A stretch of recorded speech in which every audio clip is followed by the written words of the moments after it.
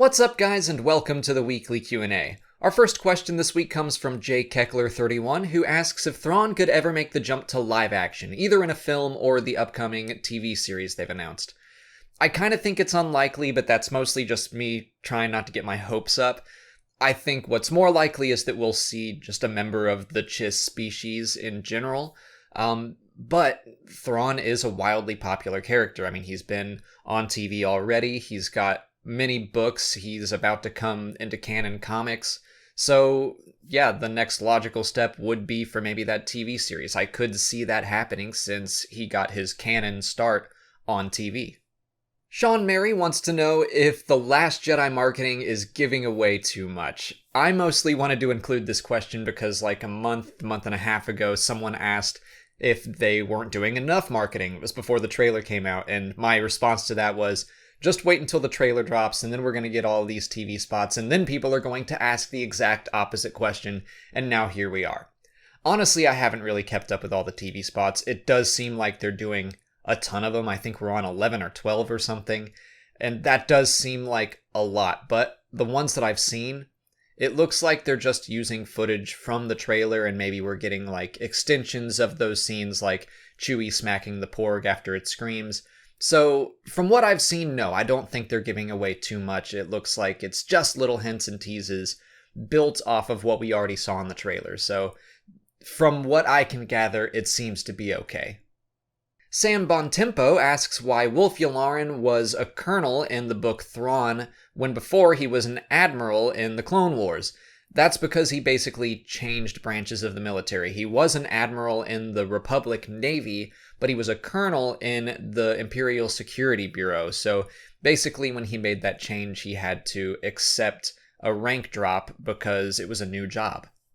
Austin Justice wants to know if the Empire could have beaten the New Republic if Operation Cinder didn't exist to purposefully wipe it out. I do think that was a very spiteful move on the Emperor's part, and I still don't really know where I fall on how that all shook out. But no, I still think the New Republic would have won that fight. Basically, I think it would have gone out the same way as it did in Star Wars Legends. There would have been a bunch of infighting in the Imperial leaders that remained, and the New Republic would have been able to pretty easily take them out one by one. It would have taken a long time, but I still think the New Republic would have been victorious.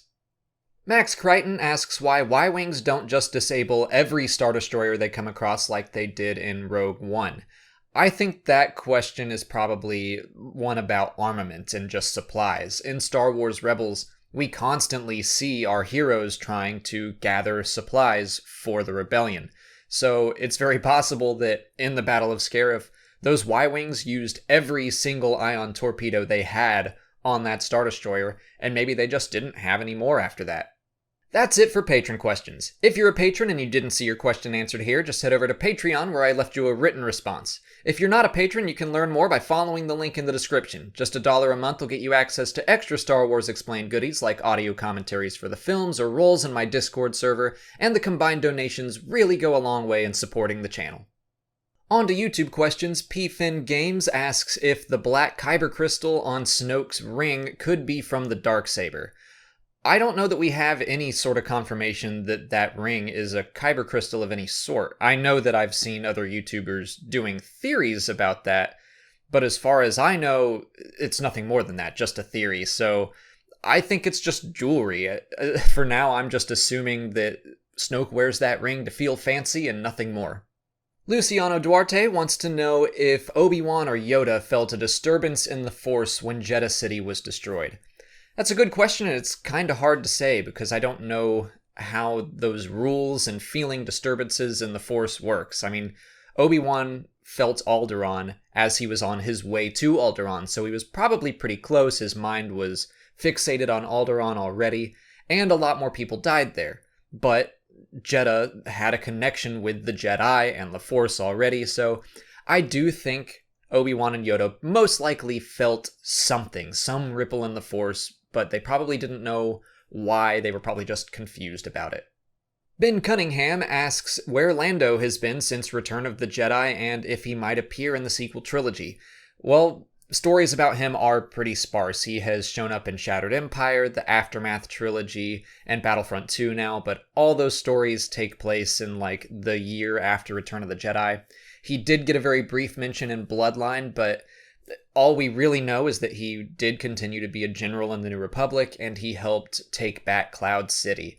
Beyond that, it's up in the air right now, and we already have confirmation he will not be in The Last Jedi. I'm still crossing my fingers for Episode 9. I'd love to see him return, of course. Jared Sandstorm wants to know why Yoda uses a cane to walk around when he can do flips and stuff.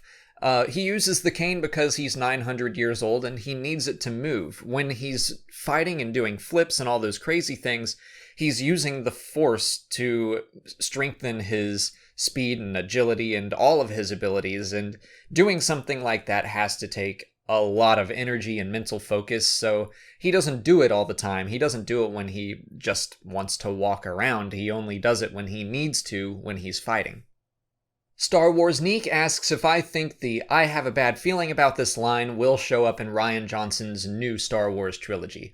I think so, because at this point, it's a staple in Star Wars. It's been in every single movie, and it's not something that is overly obtrusive, but what I think we're going to see happen is that filmmakers and storytellers, they've already started doing this, but they're going to find more and more creative ways to get that line in there. Like in Rogue One, K2 starts to say it and he's cut off, or in Battlefront 2, Lando kinda says it by asking Shriv, or like guessing. He says, "You have a bad feeling about this, don't you?" So I think we're going to keep the spirit of that line, but we're going to see it delivered in different, new, creative ways. That's all the time I have for questions today. If you want to leave a question for next week's video, just put it in the comments below, or sign up for Patreon to join our weekly Q&A discussion. Last week, I started a giveaway for a couple LEGO sets and gift cards and a book. Thank you to everyone who entered, but the winner is Alex Aguilar. I already sent you an email to get your shipping info, so just hit reply, and once I get that, I'll send everything out to you as soon as I can.